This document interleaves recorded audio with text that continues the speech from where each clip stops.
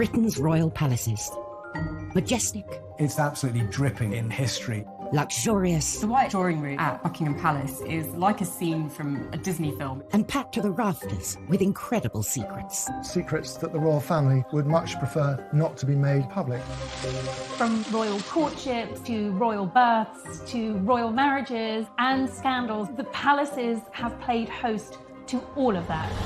This series goes behind palace walls. The royal palaces represent the monarchy and have incredible history. We'll learn how these iconic creations were built. 16th century kings built with brick in a way that we wouldn't recognise today. This is George IV leaving his mark on the centre of London. Uncover the spectacular palace art housed within. The royal collection is vast, and I mean vast. It has more than 1 million objects spread across all of the royal palaces. Just imagine what has been collected over centuries. So this collection is unlike any other collection in the world. Discover their gruesome stories. It's an amazing insight into the royals' history, but also our common history. Frankly, if you're going to cut the head off a king, it's got to be done in a palace. And relive the recent events that shaped the modern royal family. The whole case was an absolute fiasco and a huge embarrassment. The Queen was particularly aggrieved that Harry had done it in the way that he had.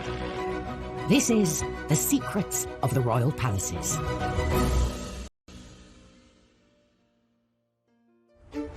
This time, royal security under the spotlight as the Queen gets locked out of her own palace.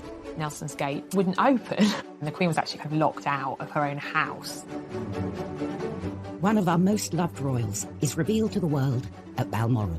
The impact of these pictures was massive. They went around the world.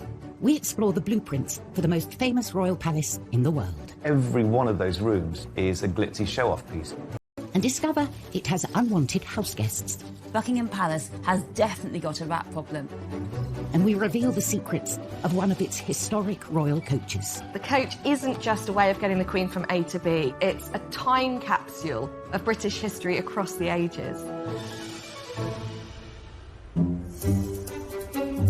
Royal palaces are found in every corner of the UK, from Balmoral and Holyrood in Scotland to Windsor and Kensington Palace in England.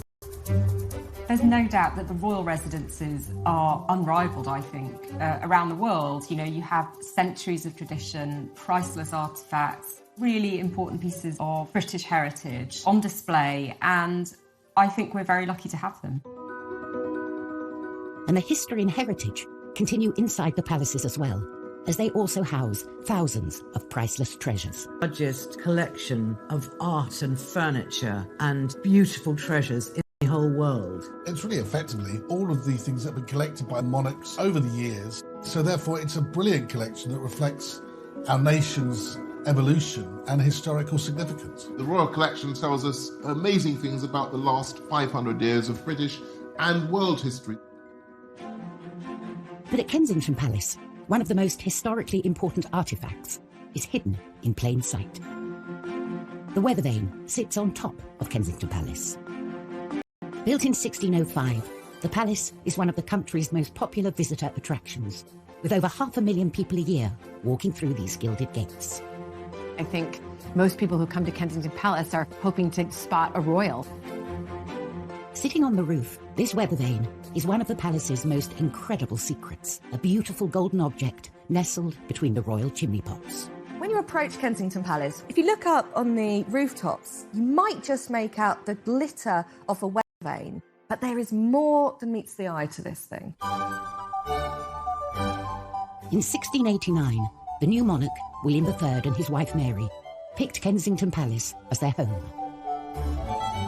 These were turbulent times. Crucial battles were being won and lost on the high seas. Everyone was looking for an advantage, and this unassuming weather vane would become William's secret weapon. He had his navy out at sea at battle, and by knowing what direction the wind was blowing in, he'd know whether battle would go in his favour or against him. But it's what lies beneath this weather vane that makes it one of a kind. What William did was he commissioned a really ingenious object that's somewhere between art and engineering. And what it meant was that he didn't need to be outside to see the direction of the weather. Down in the King's Gallery, there is a map above the fireplace. This map is so important because it became the very centre of King William's military operations. It's got the 4 continents in the corner, and Great Britain has been made much larger in scale in comparison to the rest of Europe, particularly France, with whom England was at war at the time. It's an amazing work of art, but what's incredible also is the metal dial and how that works. Connecting the two are a series of pulleys. So as the weather vane moves on the roof of Kensington Palace, a dial shifts on the face of the map. Instantly, William could see the direction of the wind and plot his next military manoeuvre on his map. It was a game changer, giving him a crucial edge over the enemy. William that they created, and amazingly it's still in perfect working order more than 300 years later. William's weather vane may be subtle and hidden away, but Kensington Palace most certainly isn't. It's one of the most public and easily accessible of all the palaces. For privacy, the royals retreat up to Scotland, to their most secluded palace, Balmoral. Located 100 miles northeast of Edinburgh, Balmoral Estate has been a royal palace since 1852, when Queen Victoria and Prince Albert bought the land and commissioned the castle. Balmoral is where the royals go on holiday, but it's not like the kind of holiday the rest of us have. They are woken to bagpipes in the morning. They are piped into dinner in the evening. They dress up for dinner in formal clothes. It's quite a rigid life, but between those markers during the day, there is enormous freedom. It's the one palace they can almost guarantee privacy, which is probably why so many royal relationships have blossomed there. The Duke and Duchess of Cambridge spent time there when Kate was first being introduced to the family. But probably the most famous Balmoral romance happened in 1980.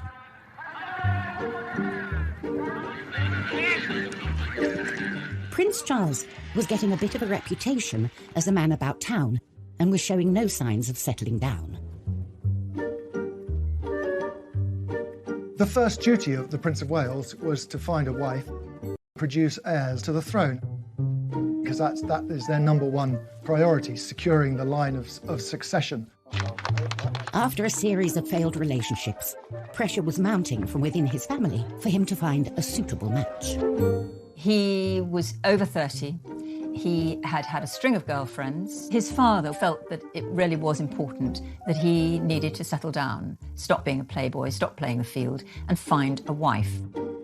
And the press was also getting restless, going into a feeding frenzy whenever Charles was seen out with a lady. There was a lot of speculation, poor fellow, whenever he was seen with anybody, is she the one? He did feel pressure, there's no question, from the press, from the media, and indeed from his own family. Then, in September 1980, Prince Charles asked the Queen to invite his latest girlfriend, one Diana Spencer, to Balmoral for the weekend. A positive sign that this relationship was important to him. But for any potential wife or husband, there is a secret tradition that takes place at this royal palace. The Balmoral test, a pretty terrifying moment for any would-be royal girlfriend. You're really given the... Stay in one of the royal residences. I mean, there's a lot of pressure to try and get it right. And other girlfriends of Prince Charles had fallen down. Would Diana pass the Balmoral test? This was a make-or-break moment for the budding relationship. The Queen thought this girl is completely charming and she seems to love everything about the outdoors, which of course she didn't at all. But she was really putting on a good show. Diana was a huge hit at Balmoral that summer. She fitted in with everything that the royals do up there. She went for long walks, she fell in puddles of mud and got up and roared with laughter. Everybody fell for her that weekend. They have lots of outdoor barbecues where Prince Philip usually prepares and cooks the food. The Queen often does the washing up. And Diana was very happy to help. She rolled up her sleeves, by all accounts. She absolutely nailed it. Coming up in Secrets of the Royal Palaces, we learn how Diana was always one step ahead of the palace paparazzi. When I moved to either side to try and photograph her, she used the mirror to keep a tree between me and her. Very clever. And we discover how the Queen Mother dealt with unwanted house guests. She got the gun and she used to shoot them in the ruins of this part of Buckingham Palace.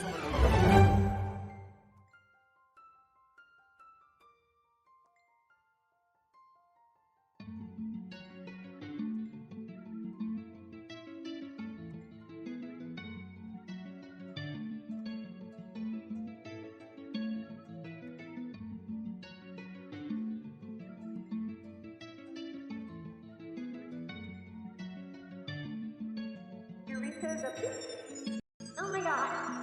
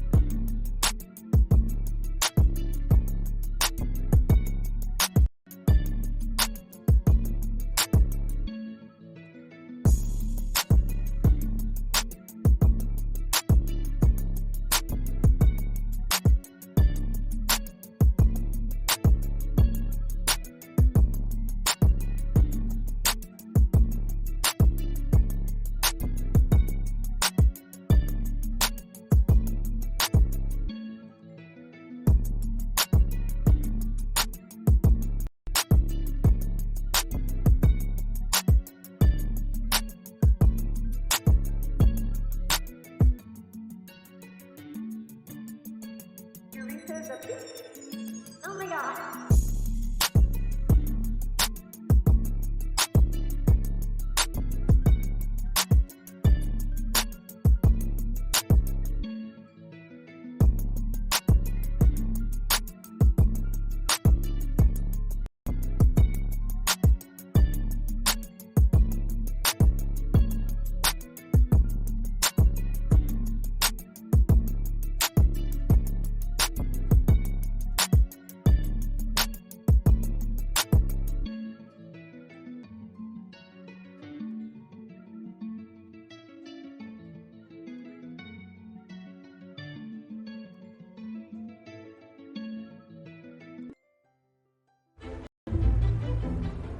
The royal palaces come in all shapes and sizes.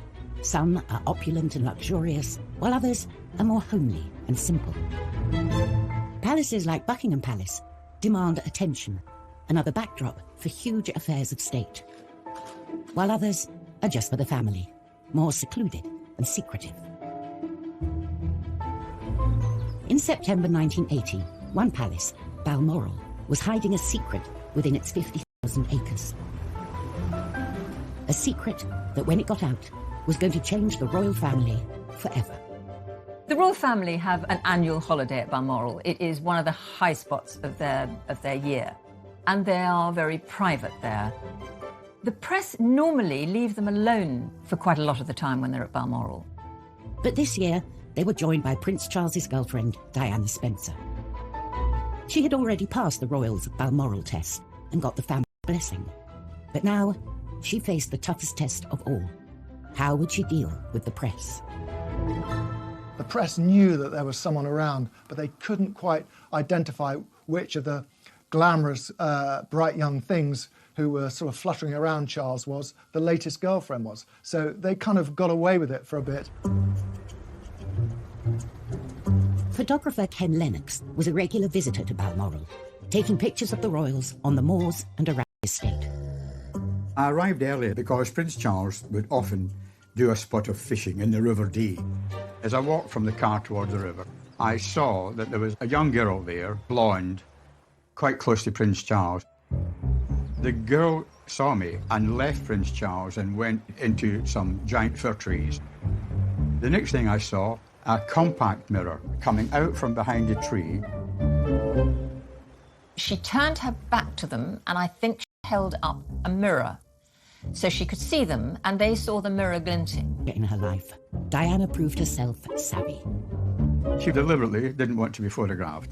She used that mirror as she walked away, and when I moved to either side to try and photograph her, she used the mirror to keep a tree between me and her. Very clever. I think there's a very good argument for saying that the way she behaved that morning on the riverbank did display an early sign of her unique savviness when it came to spotting a camera and the activities of the press. It must have been dawning on Diana now what she was letting herself in for. Keen to capture this newcomer, Ken returned to the riverbank in the afternoon. A Range Rover arrived, and I saw the girl again. And this time, she turned and looked at me. She turned and looked right into the lens. I took a photograph, through some snow, and she turned her head away and went into the fishing hut. But when I got back, despite the bad light and the snow and everything, I got a recognisable photograph of this girl, Lady Diana Spencer.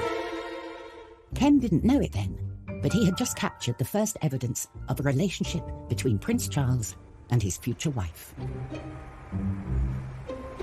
I didn't think of romance at all at that stage. It was when one of the royal retinue said to me, "I hear you photographed young Diana Spencer." I said, "Yes, I did." And he said, "Don't dismiss it, Ken," which indicated that he thought there was more to come and that it wasn't just a weekend thing. These pictures were the definitive proof of a relationship between Charles and Diana. Ken had a scoop. Charles's new girlfriend and potential future queen. When these pictures were published, oh, is it a new girl in Prince Charles's life? Who is she? And she's very much in the sort of Balmoral milieu. This aroused lots and lots of interest and lots of speculation, which is great for the press, but more difficult, I think, if you're Diana. The impact of these pictures was massive.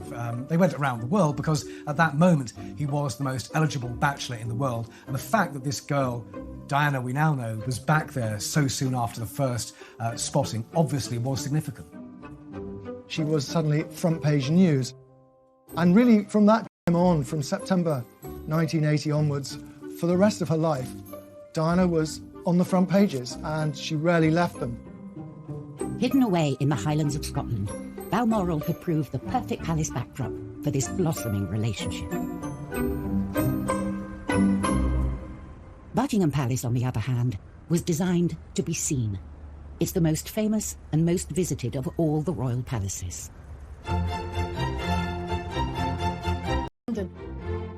It's pomp and circumstance, it's royalty, it's queen, it's the most iconic palace in the entire world.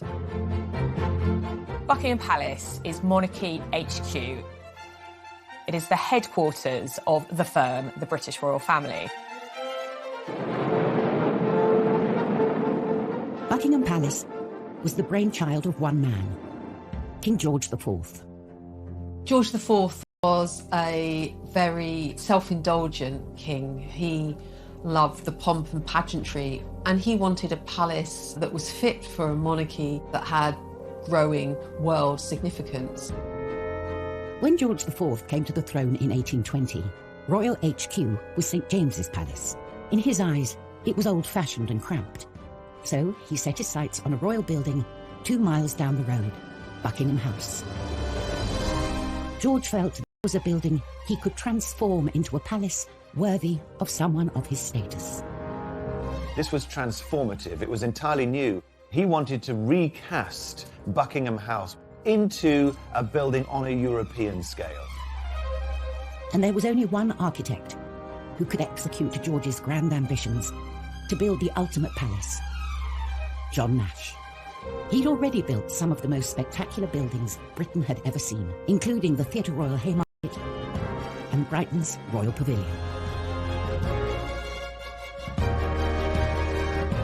George IV, the showman, always wanted to show off, and Nash was the man to do it for him. Nash had turned the middle of London into a theatrical promenade.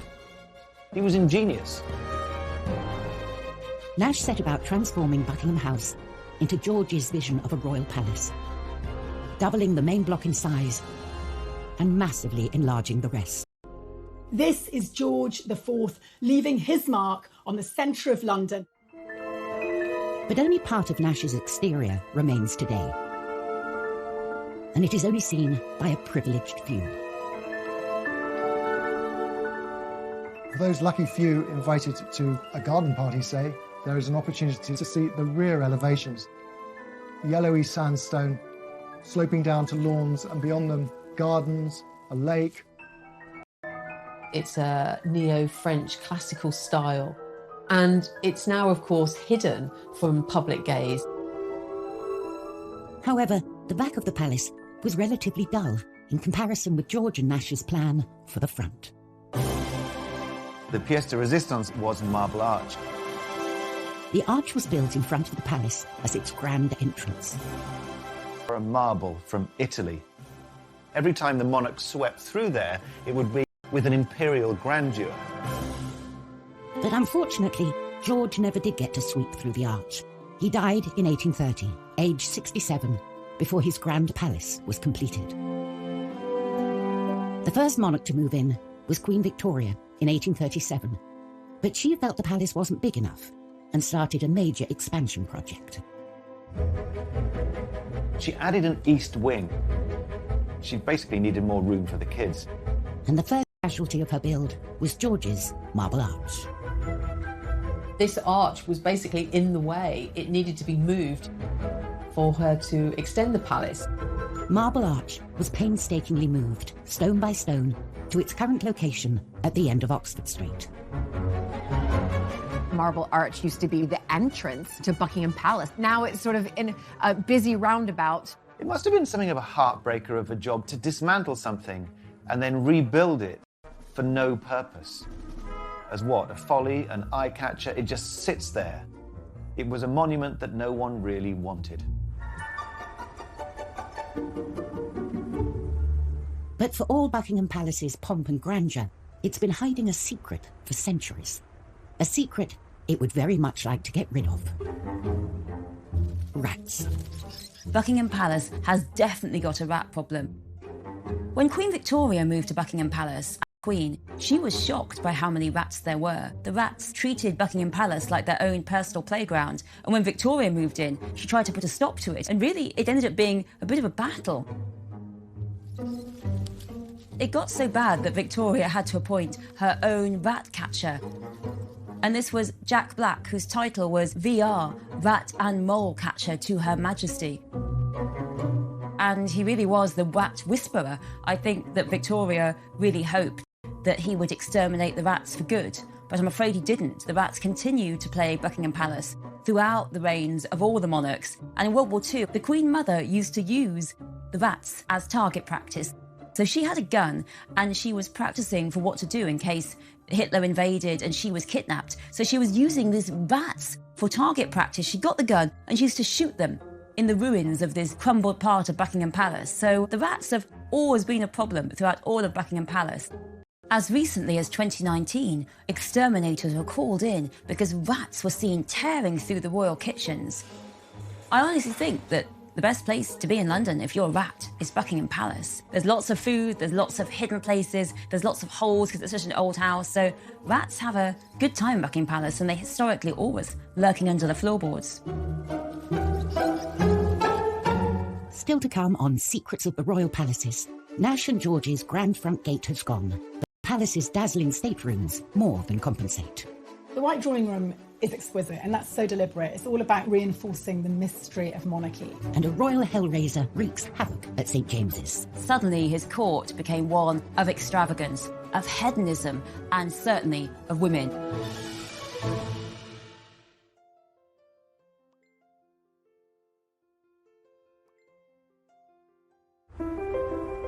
The British royal palaces are as individual as the monarchs they house. For good or ill, these palaces were lived in by the people that were ruling over us going back over 1,000 years. So they're an insight into the history of the country, into the archaeology, into the domestic practices, and it's incredible insight into everybody's history. The palaces can change as often as the monarchs, falling in and out of favour, being bought, sold, demolished, or extended. But some extensions are more famous than others. When you think of Buckingham Palace, you actually think of the balcony. Ask anybody across the world, and the landmark they want to go see the most when they come and visit is the infamous balcony. For over a century, it's been the focal point for our national celebrations. It is the place where the royal family and the people connect. Walking out there and seeing the crowds of people cheering must be overwhelming. This stone platform has become the place where we welcome new monarchs and celebrate royal marriages. On this balcony, some traditions have been shaped by popular demand. Prince George of Kent and Princess Marina became the first royals to wave to the crowds in 1934.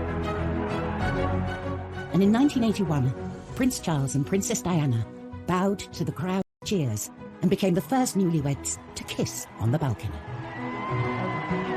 A tradition that continues today.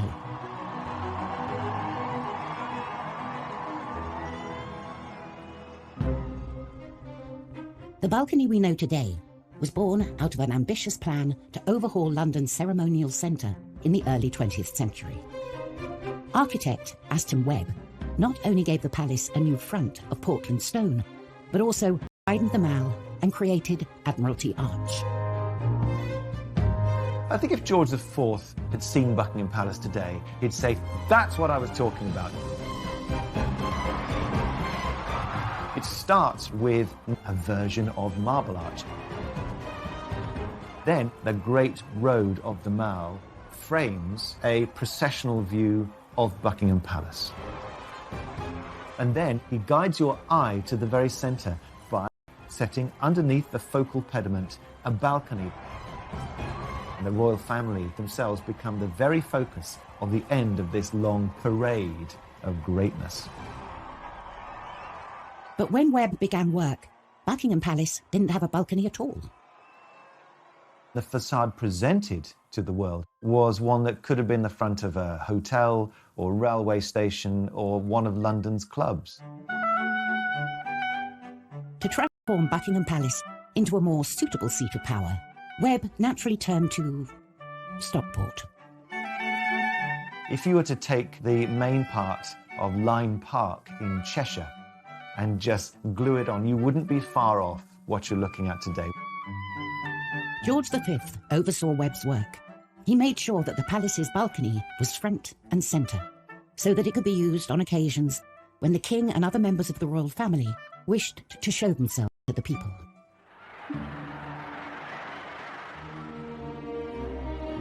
Just months after the building was completed, World War I broke out, and the crowds gathered to seek reassurance from the king. But perhaps the balcony's most defining moment came on VE Day in 1945. They talked of it being draped in crimson and fringed in gold, across the sort of grey slash that is the frontage of Buck Pal. There is this kind of extraordinary flicker of hope and majesty around which everyone could gather and cheer and say hallelujah because the war was over. It gives a focal point, if you like, for national emotion. Millions watch the royal family standing on the palace's balcony, unaware it's a copy of a Stockport stately home. But not all monarchs use their palaces to celebrate moments of national pride. Back in the 17th century, in particular, hell-raising Earl used St. James's Palace to throw bashes that threatened to ruin the reputation of his king, Charles II. Charles had a group of male friends, which was perhaps the most shocking group of male friends you could possibly imagine, and they were called the Merry Gang. His court became one of extravagance, of hedonism, and certainly of women. The head of this lot was John Wilmot, 2nd Earl of Rochester, who we know now through what are the rudest poems in the canon of English literature you will ever find. I mean, there aren't many about trees and flowers, frankly, that everyone did go too far. And what he did was he wrote this poem called A Satire on Charles II, and it was savage. It savaged the king, it savaged the court, and it was so disdainful. And this is the worst line for me. Rochester said of the king, "Restless he rolls about, from whore to whore, a merry monarch, scandalous and poor." So Rochester really was never again the king's friend.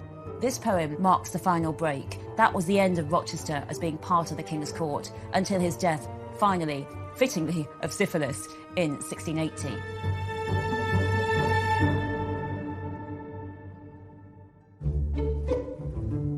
When royal palaces aren't being temples to debauchery. They're normally used as working buildings, the offices of the monarchy. Buckingham Palace is the Queen's main work address. It's here she spends most of her weekdays, carrying out the duties of state. But most Thursdays, she gets to get away from the office and travel up to Windsor, the palace she thinks of as home. Windsor Castle is the Queen's favourite of all of the royal residences. It is the one place that she considers home. Windsor is the one that means the most to her. It's a journey that's made most weeks and should run like clockwork. It's all about communication. When Her Majesty leaves Buckingham Palace, they will choose a route and through an encrypted system will inform Windsor Castle that Her Majesty is on way and that the ETA is roughly half an hour or whatever.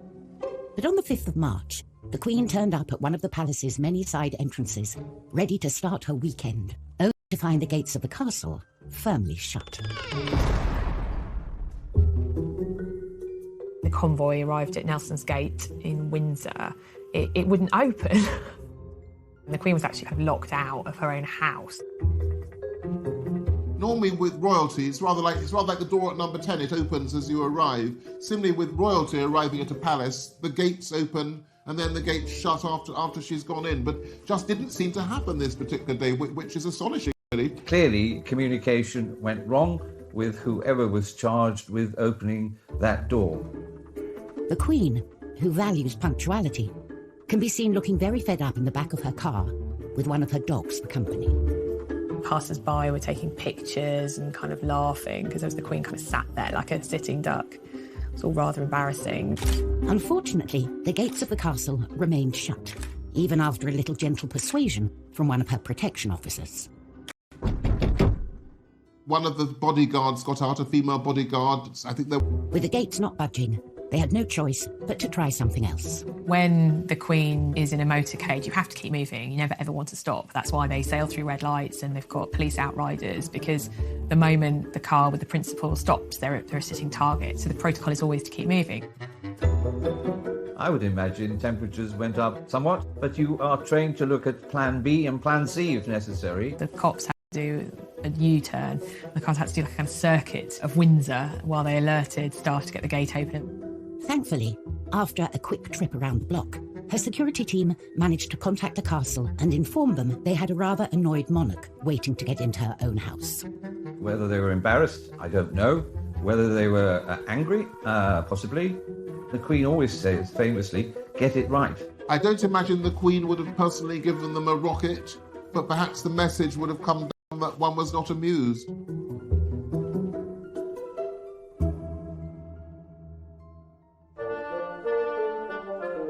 The royal palaces house an extraordinary range of art and design objects, and some are as practical as they are beautiful.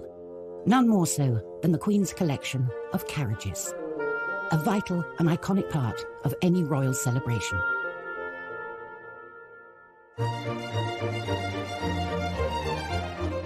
These carriages are usually reserved for big occasions, coronations, state visits, royal weddings, or the opening of Parliament. The royals have to use these carriages because it's tradition. It's what we all remember, it's what we see in the history books, it's what we envision. They form part of that pomp and ceremony and circumstance that we associate with monarchy and that the public enjoy. I never want the royal carriages to go away. There are more than 100 coaches in the royal collection, and the most important carriages are held here, at Buckingham Palace's Royal Mews.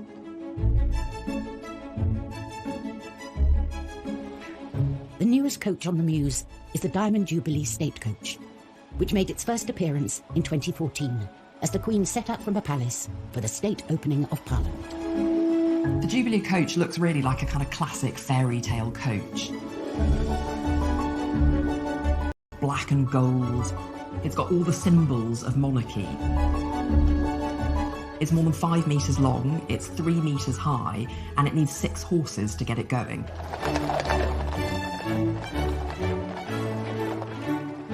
And of course, the perfectly clean and large windows allow her subjects a glimpse of the monarch as she passes by. We can see them much better. If they were in a car, it's faster. There's not as many sort of... And due to a secret 360-degree camera hidden in the golden crown on the top of the coach, the Queen gets to peek out at her subjects as they peek in. Coming up on Secrets of the Royal Palaces, we reveal the secrets hidden inside the Queen's most luxurious carriage. You can see immediately that something special is going on. And in our final tour of Buckingham Palace, we take you into the heart of the incredible staterooms, dripping with gold, and a hidden passageway. The White Drawing Room at Buckingham Palace is like a scene from a Disney film in many ways.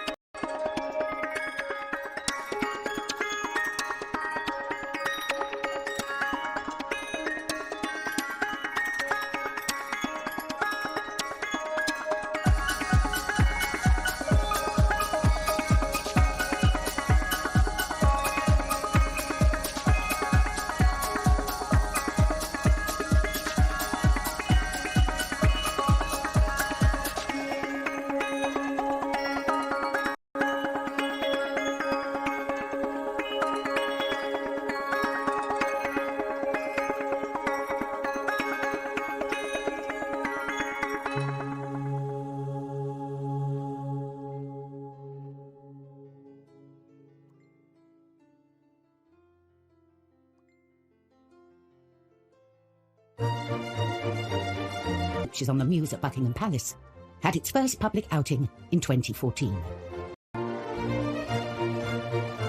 The coach, made in Australia, was originally designed for the Queen's 80th birthday in 2006. The coachmaker was a man called Jim Frecklington, and I think it's fair to say he was an obsessive. He had actually already designed a coach for the Queen. That was the Australian state coach that was gifted to her in 1988. But with this, he wanted to do something even more extraordinary. Frecklington wanted the coach to be history personified and packed with historic artefacts. You can see immediately when you look inside the coach that something special is going on. It's got this incredible patchwork of different small wooden panels. There's a piece of Canterbury Cathedral, there's a piece of Carnarvon Castle, there's something from 10 Downing Street, you've got something from Henry VIII's flagship, the Mary Rose, there's even something from the apple tree that Isaac Newton sat under. The handrails are a very personal touch for the Queen because they come from the decommissioned royal yacht Britannia. The coach isn't just a way of getting the Queen from A to B. It's a museum on wheels. It's a time capsule of British history across the ages. All in all, it took nearly a decade and the combined efforts of 50 craftsmen to complete the coach and ship it to the UK, missing the Queen's 80th birthday by 8 years. But the final result is truly extraordinary. Ultimately, it wasn't just made to be this wonderful plaything. It's actually a serious working piece of equipment. So it's very much a working work of art. And with its elegant combination of glamour, history, and modern convenience, it's a coach well worthy of its place in Buckingham Palace's Royal Mews. From the vast expanse of Royal Mall to the imposing 20th century facade of Buckingham Palace, it's all about showing off.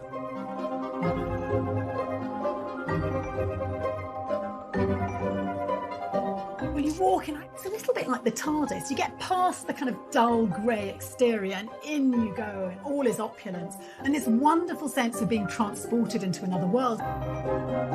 George IV and his architect John Nash transformed what was Buckingham House into this most famous of royal palaces. Guests enter the Grand Hall and make their way through to the Grand Staircase. The Grand Staircase is a double-legged staircase that sweeps up to the first floor apartments. If you look up to this glass ceiling, it's almost like God is shining down on you. And of course, lest we forget, and I'm sure George IV never forgot, royalty, especially, was regarded as God's appointed messenger on earth, the divine right of kings. After the staircase, visitors arrive at a series of state rooms. The sequence of rooms by design in a royal palace are intended to get grander and grander as you get closer and closer to the heart of the monarchy and the private apartments of the monarch. But what's notable here is that they're all splendid. The state rooms contain many great treasures from the royal collection, including the greatest painting and sculptures through the ages, and some of the best English and French furniture in the world. Every one of those rooms is a glitzy show-off piece. The grandest of all the state rooms is the White Drawing Room. The White Drawing Room is exquisite, and that's so deliberate. It's all about reinforcing the mystery of monarchy. The grandest of the staterooms, adorned with French and English finest porcelain and furniture. The White Drawing Room at Buckingham Palace is like a scene from a Disney film in many ways. You have these incredible high ceilings, everything decorated in gold, gold piano, enormous chandeliers. You know, it's what you'd imagine the Queen's Palace to look like. This room holds a palace secret. If you look very carefully, there are two mirrors, and one of them is just a chink ajar. And if you ask very nicely, someone might show you that it actually opens slightly. And that is the way that the Queen accesses her private apartments. The Queen enters from her royal closet, and out she pops, there to be presented among the chosen few. So really, Nash did us proud, or rather, did her proud. With no expense spared, Buckingham Palace has been wowing kings, queens, presidents, and the public for hundreds of years. It's the quintessential palace in the heart of London.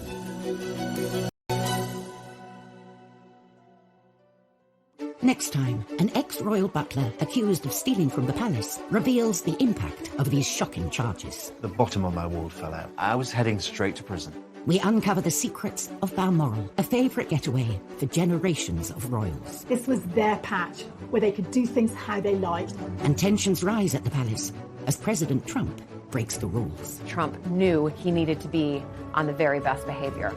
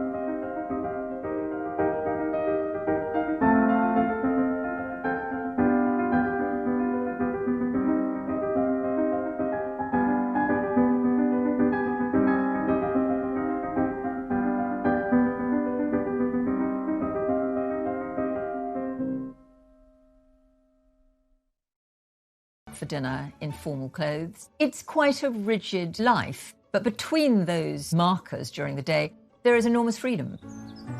It's the one palace they can almost guarantee privacy, which is probably why so many royal relationships have blossomed there. The Duke and Duchess of Cambridge spent time there when Kate was first being introduced to the family. But probably the most famous Balmoral romance happened in 1980.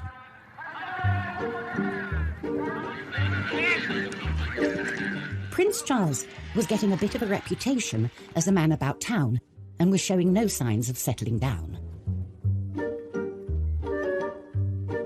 The first duty of the Prince of Wales was to find a wife, produce heirs to the throne, because that is their number one priority, securing the line of succession. After a series of failed relationships, pressure was mounting from within his family for him to find a suitable match. He was over 30.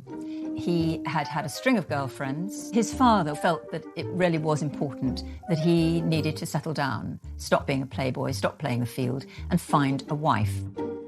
And the press was also getting restless, going into a feeding frenzy whenever Charles was seen out with a lady. There was a lot of speculation, poor fellow, whenever he was seen with anybody, is she the one? He did feel pressure, there's no question, from the press, from the media, and indeed from his own family. Then, in September 1980, Prince Charles asked the Queen to invite his latest girlfriend, one Diana Spencer, to Balmoral for the weekend. A positive sign that this relationship was important to him.